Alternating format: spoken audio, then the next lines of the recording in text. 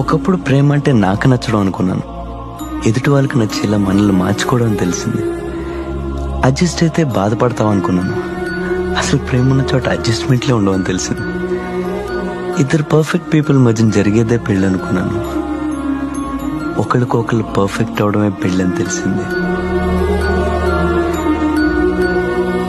సంతోషాన్ని పంచడానికి, బాధల్లో ఓదార్చడానికి ఇంతమంది ఉన్నారన్న నమ్మకం వీళ్ళకి నేనే ఇచ్చానన్నారు. ఇవాళ అదే నమ్మకం నా వల్లే పోతుందేమో అని భయంగా ఉంది తాతయ్య. ఒకప్పుడు నచ్చించేయడానికి ఎవరు హట్ అయినా పట్టించుకునేవాడిని కాదు. చాలా హ్యాపీగా ఉండేవాడిని.